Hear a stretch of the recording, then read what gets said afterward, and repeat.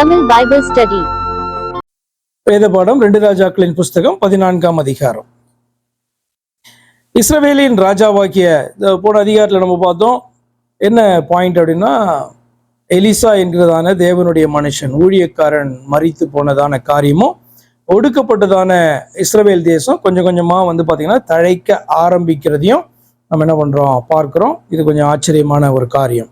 14வது அதிகாரம். இஸ்ரவேலின் ராஜாவாக்கிய யோவகாசின், அதாவது நார்தன் கிங்டம். இஸ்ரவேல்னா இப்போ நீங்கள் நார்தன் கிங்டம்னு பார்க்கணும்.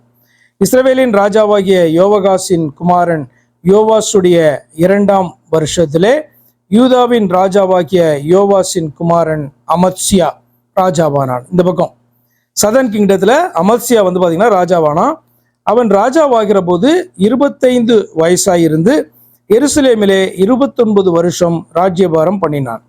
எருசலேம் நகரத்தாலான அவன் தாயின் பேர் யோவதானாள். அவன் கர்த்தரின் பார்வைக்கு செம்மையானதை செய்தான். ஆனாலும் தன் தகப்பனாகிய தாவீதை போலல்ல, தன் தகப்பனாகிய யோவாஸ் செய்தபடியெல்லாம் செய்தான். யோவாஸ் யாரு? யோவாஸ் என்ற சதன் கிங்டத்தினுடைய ராஜா யாரு? நல்லவனா கெட்டவனா? நல்லவன் நீங்க போட்டிருக்கு. நல்ல ஒரு ராஜாவாய் காணப்பட்டான் யோய்தாவினுடைய நாட்கள்ல. அவன் யாருன்னா அகசியாவினுடைய குமாரன். அது குழந்தையா இருக்கும் போதுலேருந்து அவங்க மாமாவும் அத்தையும் அவனை எடுத்து என்ன பண்ணாங்க, ஆலயத்துல வைத்து வளர்த்தார்கள். அவன் பேர் தான் யோவாஸ். அவன் ஒரு நல்ல ராஜா. ரொம்ப வருஷம் அரசாண்டான் அவன். 40 வருஷம் இல்ல, நல்ல ராஜாவாய் காணப்பட்டான். எது வரைக்கும் அப்படின்னா, ஆசாரியனாகிய யோய்தா அவனுடைய மாமன் அவனுக்கு ஆலோசனை கொடுக்கிற வரைக்கும். அவனுடைய கடைசி நாட்கள்ல அவன் மரித்த பின்பு, வயது முதிர்ந்த பிறகு மரித்த பின்பு, யோவாஸ் பார்த்தீங்கன்னா அவனுக்கு சரியான ஆலோசகர்கள் இல்லாதபடினாலே அவன் தன்னுடைய பாதை மாற்றப்படுது. அப்ப அந்த யோவாசனுடைய கடைசி நாட்கள் மோசம். அப்ப அந்த யோவாஸ் ஆரம்பத்துல செம்மையாய் காணப்பட்ட அந்த யோவாஸை போல இந்த அமத்சியா காணப்பட்டான். Not bad. இப்படிப்பட்ட வார்த்தையை கூட நீங்க இஸ்ரவேலின் ராஜாக்கு நீங்க கேட்க முடியாது.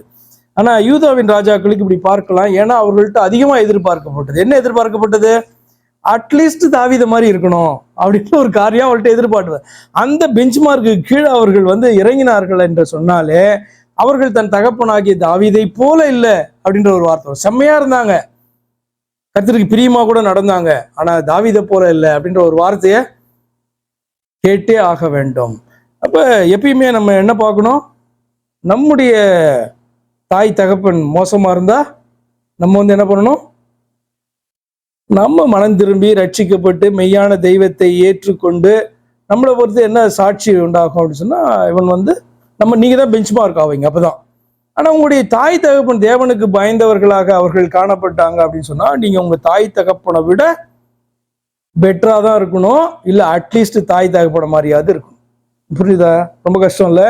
இஸ்ரவேல் தேசத்தை நீங்க கம்பேர் பண்ணும்போது அவங்களுடைய தகப்பனா யார் தான் அந்த பக்கம் காணப்படுறான்னா, யூரோப்பியன் தான். எல்லாமே பேட் கிங்ஸ். அப்படி ஒரு பேட் ரெப்புடேஷன் அவர்களுக்கு காணப்படுது. ஆனா இங்கே அப்படி கிடையாது.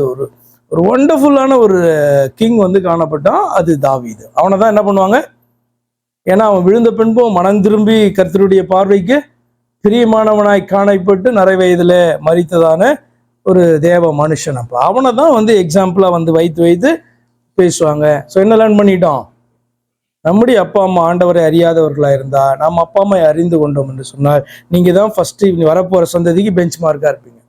ஆனா நம்முடைய அப்பா அம்மா, நம்முடைய தாத்தா பாட்டி ஆண்டவரை அறிந்தவர்களா இருந்தா நம்ம அவர்களை பார்க்கிலும் பெட்டரா இருக்கணும், இல்லைன்னா அட்லீஸ்ட் அவர்களை மரியாதை இருக்கணும். இல்லை என்று சொன்னால் நிச்சயமாக இப்படிதான் பாத்தீங்கன்னா நம்ம சாட்சியை பெறுவோம். ஆண்டவர் நம்மளை நியாயம் தீர்ப்பாங்க இப்படிலாம் நான் சொல்ல வரல. நம்மளை குறித்த சாட்சி இப்படிதான் இருக்கும் இல்லையா? சரி, இந்த வசனத்துல இருக்கணும் நம்ம 14ஆம் அதிகாரம் 3வது வசனம். அதுல சில காரியத்தை நம்ம லேர்ன் பண்றோம். அங்க சொல்லப்பட்டிருக்கு, நல்ல ராஜா தான் அமத்சியா, ஆனா தாவீதை போல அல்ல, தன்னுடைய தகப்பனான யோவாஸை போல அவன் செய்தபடியெல்லாம் அவன் செய்தான். 4வது வசனம், மேடைகள் மாத்திரம் அகற்றப்படவில்லை, ஜனங்கள் இன்னும் மேடைகளின் மேல் பலியிட்டு தூபம் காட்டி வந்தார்கள். சரி, ஓகே. ஏன் இந்த சாலமோனை எதுக்குமே காமிக்கல? இந்த மேடைகளுக்கெல்லாம் காரணம் யாருன்னா சாலமோன் தான் மெயின். இல்லை, இந்த மேடைகளுக்கு சாலமோன் தாவீது நாட்கள்ல கிடையாது. சாலமோனுடைய நாட்கள்ல நிறைய ஸ்திரீகளை விவாகம் பண்ணினபடினாலே அந்த விக்கிரக வழிபாட்டுக்காக அவன் என்ன பண்ணான், மேடைகளையும் விக்கிரக தோப்புகள் இதெல்லாம் வந்து உண்டாக்குறக்கும். மேடைகள் வந்து விக்கிரகங்களுக்கு தான் என்று கிடையாது, யெகோவாவுக்காக இருந்தாலும் கூட. அது ஏன் வந்தது அப்படின்னு சொன்னா, ஜனங்கள் வந்து தங்களுடைய வழிமுறைகளில் நாங்கள் வந்து யெகோவா ஆராதிப்போம், தெய்வத்தை ஆராதிப்போம்ட்டு ஏற்படுத்தி கொண்டது. ஆனால் கர்த்தர் வந்து அது வந்து அலோவ் பண்ணலை. சரியா? அப்போ சரி, ஓகே, சாலமோனை வந்து எக்ஸாம்பிளாக எங்கேயுமே வந்து பார்த்தீங்கன்னா இந்த ராஜாக்களுக்கு காண்பிக்கிறது நீங்கள் பார்க்கவே மாட்டீங்க. யோசித்து சொல்லுங்க என்ன காரணம் அப்படின்னு. 5வது வசனம், ராஜ்யபாரம் அவன் கையிலே ஸ்திரப்பட்ட போது, யாரு? அமத்சியா கையில். அவனுடைய தகப்பனாகிய ராஜாவை கொன்று போட்ட தன் ஊழியக்காரரை கொன்று போட்டான். ஏன்னா இது நடந்தது என்ன அப்படின்னு சொன்னா, யோவாசை வந்து அவர்கள் கொன்று போட்டு அமத்சியாவை அந்த இடத்துல ராஜாவாக்கினார்கள். அப்ப அந்த காரியத்தெல்லாம் பார்த்து கொண்டிருந்ததானவன் இவன் வந்து டைம் வரும்போது ஸ்திரப்பட்ட பின்பு அவர்களை என்ன பண்றான், கொண்டு போடுறான். யாரு கொண்டு போட்டாங்க நீங்க எங்க பார்க்கலாம் அப்படின்னா 12ஆம் அதிகாரத்துல கடைசியில பார்க்கலாம். சிமியாதின் குமாரன் யோசகார், சோமேரின் குமாரன் யோசபாத் என்னும் அவனுடைய ஊழியக்காரர் அவனை கொன்றார்கள். யார? யோவாஸ் என்கிற ராஜாவை. இறந்து போன அவனை தாவீதின் நகரத்தில் அவனுடைய பிதாக்களில் அடக்கம் பண்ணினார்கள். அவன் குமாரனாகிய அமத்சியா அவன் ஸ்தானத்தில் ராஜாவானான். இப்போ இவர்கள் தான், இந்த கொண்டு போட்டவர்கள் தான் என்ன பண்ணியிருப்பாங்க, அமத்சியாவை கொண்டு வந்து ராஜாவாக்கியிருப்பாங்க. ஏன்னா இவர்கள் பெரிய பிரபுக்களாய் காணப்பட்டிருப்பாங்க இல்லையா? இவங்க 2 பேருமே சாதாரண ஆட்களாக இருந்திருக்க மாட்டாங்க. அப்போ ஏன் உடனே வந்து அமத்சியா அவர்களை கொல்லலை? கொல்ல முடியாது. அமத்சியா அப்போதான் ராஜாவாயிருக்கான். இவர்கள் வந்து சாதாரண ஆட்களாக உள்ள இருந்திருக்க மாட்டாங்க இல்லையா? இப்போ தாவீது கூட வந்து பார்த்தீங்கன்னா யோபாப் மேலே கை வைக்கிறதுக்கு யோசித்து சாலமோன்ட்ட சொல்லுவான். என்ன அப்படின்னு சொன்னா, நீ வந்து அவனை விடக்கூடாது அப்படின்ட்டு அந்த காரியத்தை சொல்லிட்டு போவான். அப்படி வந்து பார்த்தீங்கன்னா இவர்கள் வந்து பலத்தவர்களாய் காணப்பட்டபடினாலே இவன் ராஜ்யபாரம் அவன் கையிலே ஸ்திரப்பட்ட பின்பு அவனுடைய தகப்பனாகிய ராஜாவை கொன்று போட்ட தன் ஊழியக்காரரை கொன்று போட்டான். 5வது வசனம்.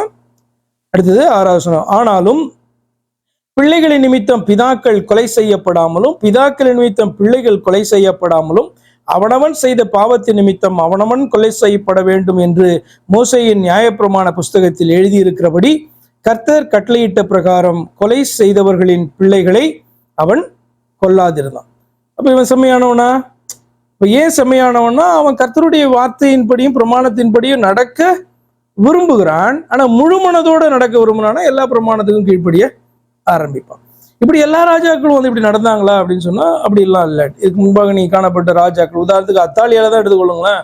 அநியாயமா வந்து இன்னசென்டான எல்லாரையும் வந்து என்ன பண்றா, அந்த ராஜ வம்சத்திலே காணப்படுகிறபடினாலே எல்லா அரசகுமாரர்களையும் கொல்லுகிறவளாக அவள் காணப்பட்டாள்.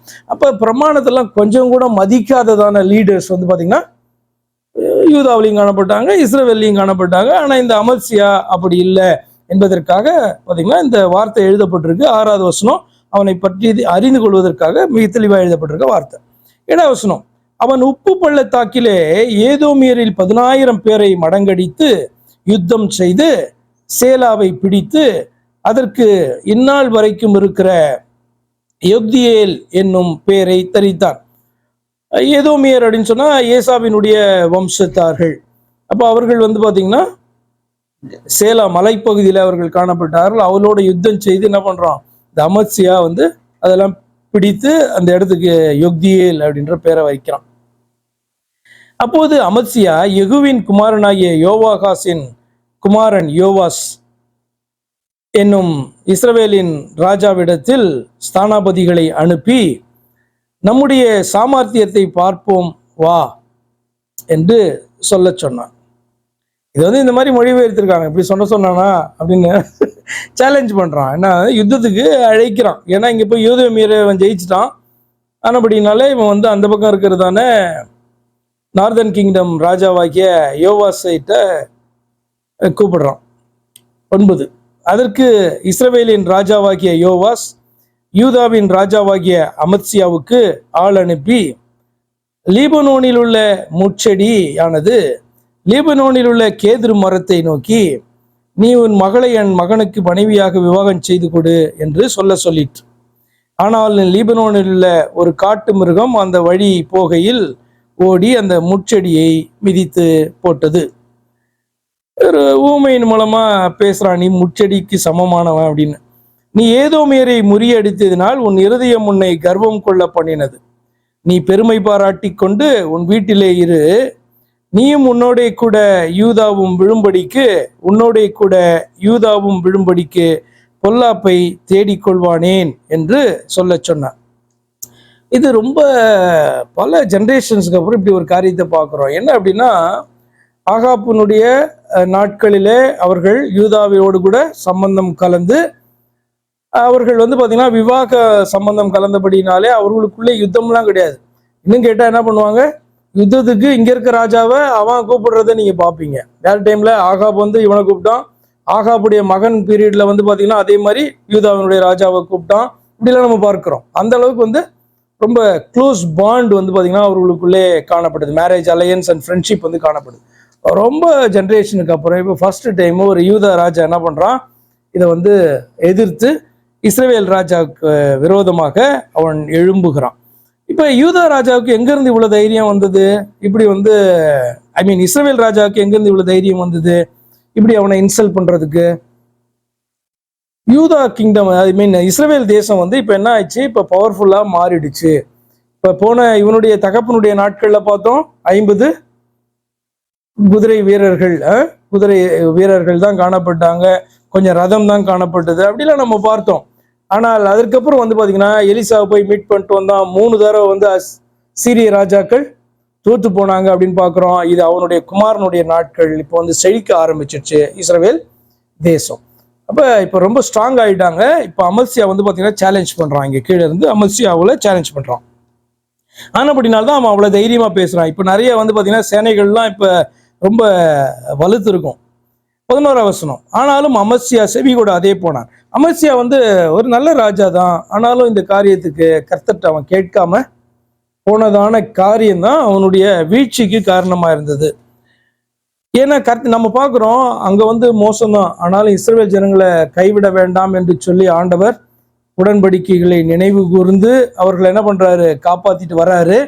கொஞ்சம் கொஞ்சமாக அவர்கள் என்ன பண்ணுறாங்க, அந்த சிறுமையிலேருந்து மீண்டு வர ஆரம்பிக்கிறார்கள்.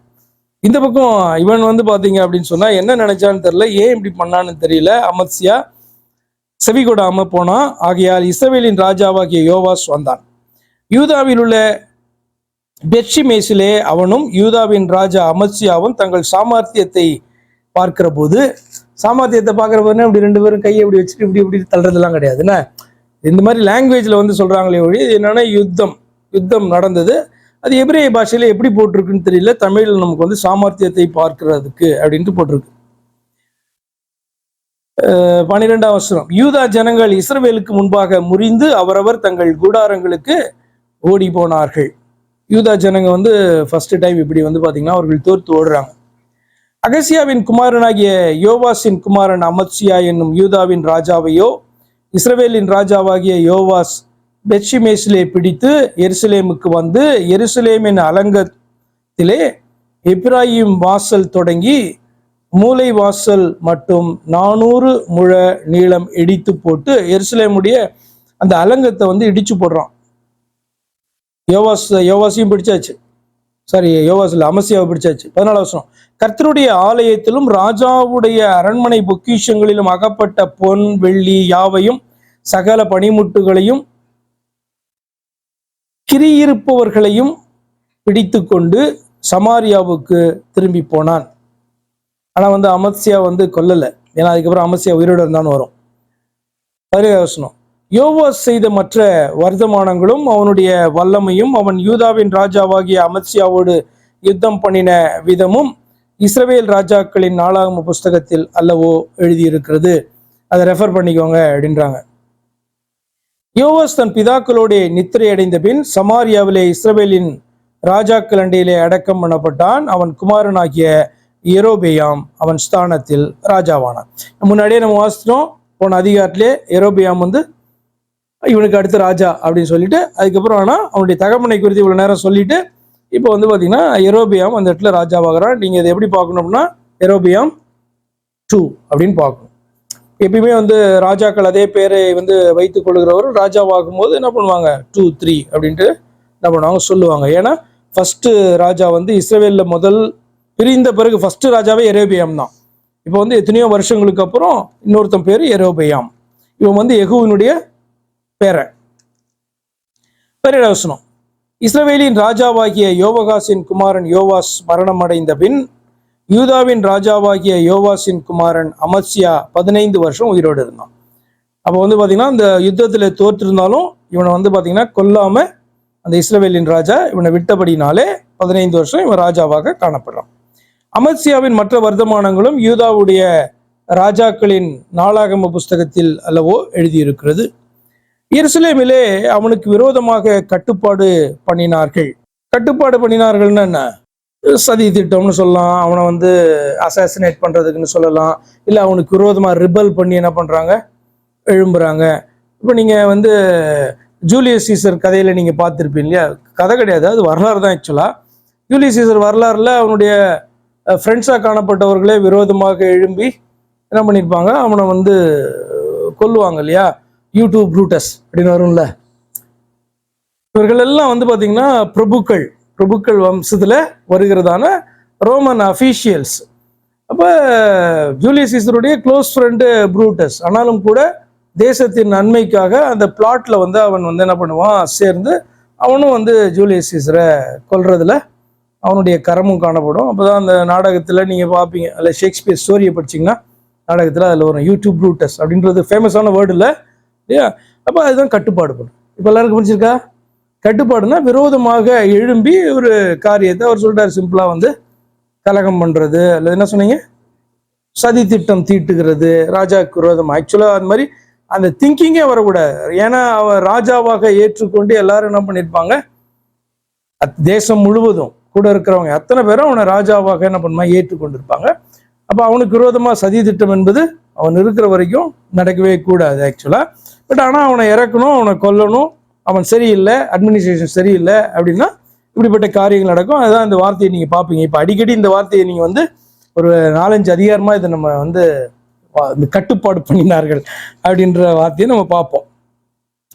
சரி, அப்போ எருசலேமில் அவனுக்கு விரோதமாக கட்டுப்பாடு பண்ணினார்கள். அப்பொழுது லாகீஸுக்கு ஓடி போனான்.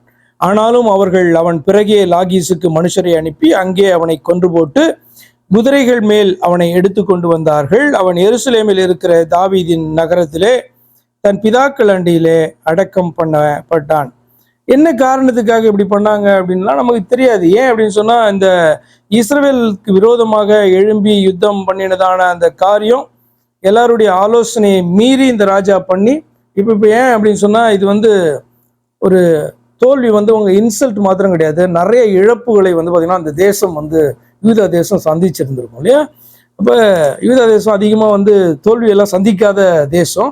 ஆனால் வந்து பார்த்தீங்கன்னா இவர்கள்ட்ட சந்திச்சது, இவனை வந்து கொல்லாமல் வேற அவன் விட்டுட்டு போயிட்டான், இப்படி நிறைய விஷயங்கள் காணப்படும். அந்த டீட்டெயில்ஸ்லாம் நமக்கு எழுதலை. ஆனால் இவனுடைய கீழே காணப்பட்டதான தலைவர்கள் என்ன பண்ணாங்க, எழும்பி இவனை கொன்று போட்டார்கள் என்று வாசிக்கிறோம்.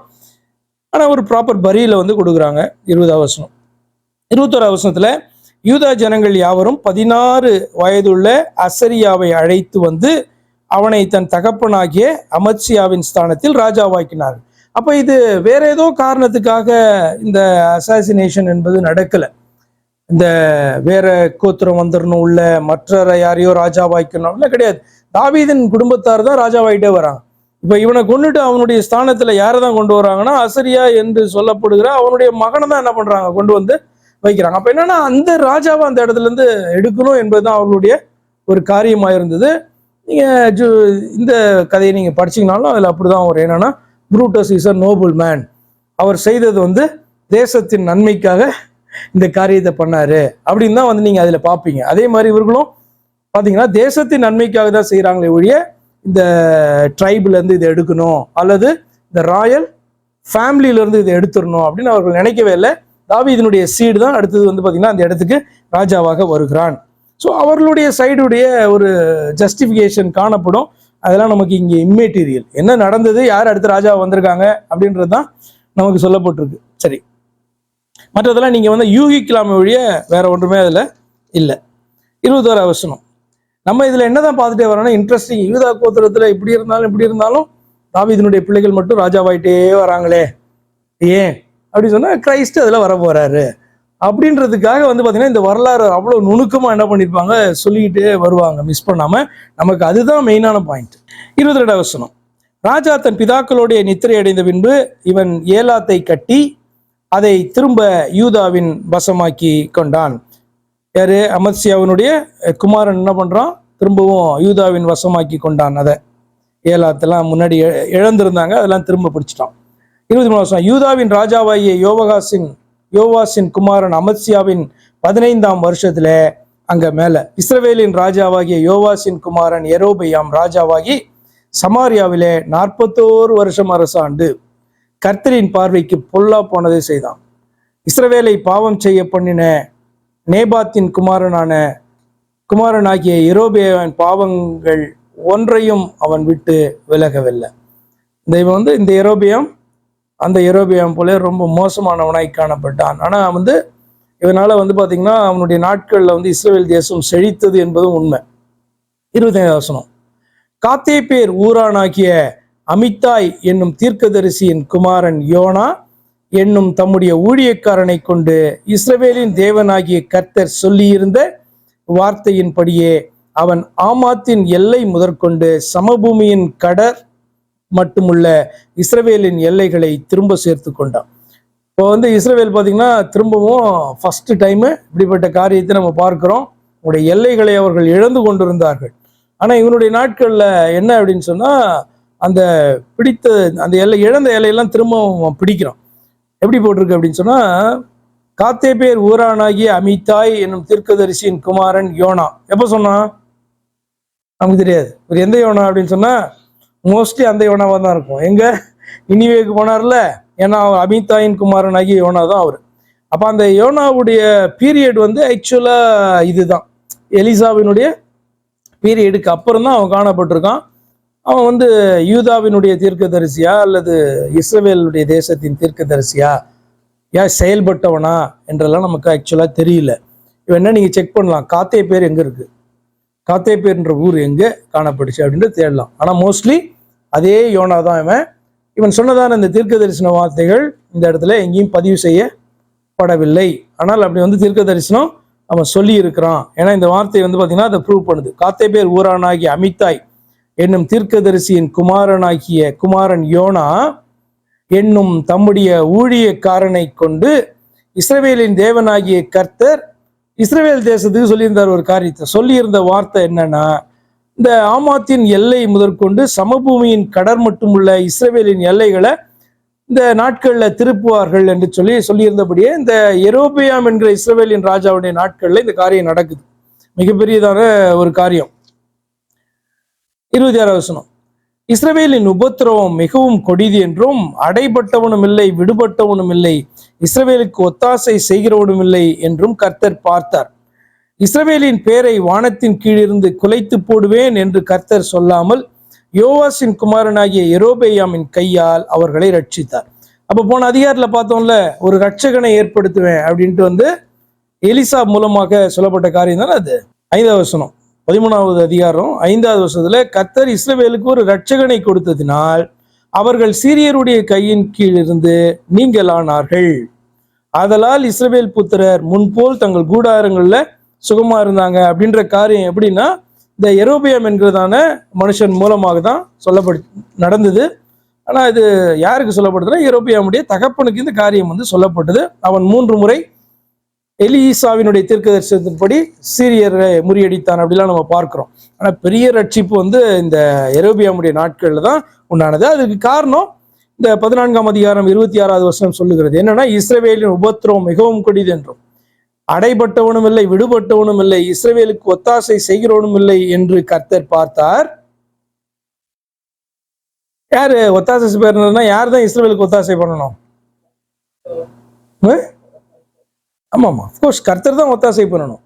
ஆனா இமீடியட்டா ஒத்தாசை பண்ணக்கூடியதான பிரதர் யாருன்னா, கீழே இருக்க சதன் கிங்டம் தான். இவர்கள் இதுக்கு முன்னாடி வரைக்கும் பாத்தீங்கன்னா நல்ல ஒரு க்ளோஸ் ரிலேஷன்ஷிப்ல தான் இருந்தாங்க இல்லையா? அப்ப உதவி பண்றதுன்னா யூதாவும் சேர்ந்து என்ன பண்ணிருக்கணும், இஸ்ரேலுக்கு உதவி பண்ணியிருக்கணும். ஆனா இப்போ அமத்சியா அவர்களுக்கு விரோதமாக எழுமினதெல்லாம் நம்ம பார்க்கணும்.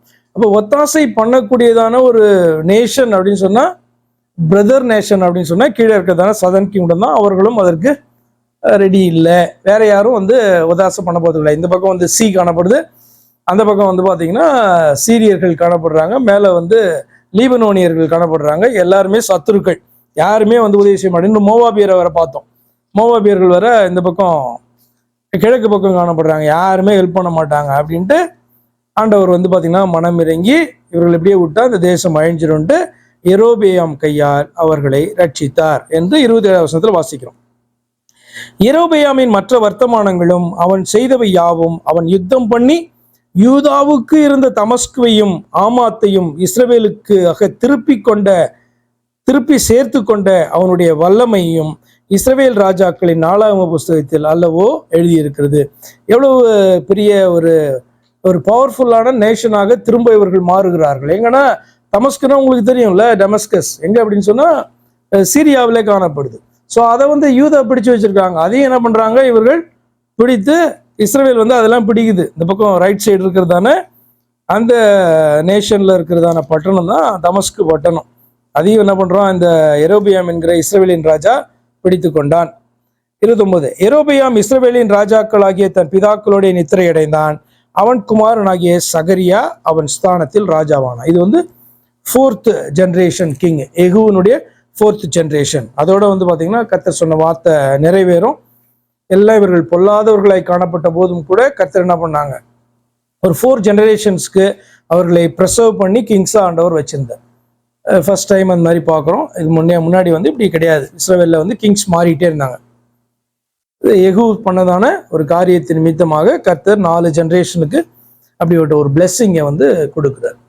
இப்போ கர்த்தருக்கு பிரியமா ஒரு மனுஷன் ஒரு சந்ததி நடக்கிறதுனுடைய அந்த எஃபெக்ட் அப்போ தெரியலனா கூட அதற்கு பின்பு பிள்ளைகளுடைய நாட்களில் அது வந்து பார்த்தீங்கன்னா நிச்சயமா ஃபேவராக தான் அமையும். கேள்வி இருக்கா?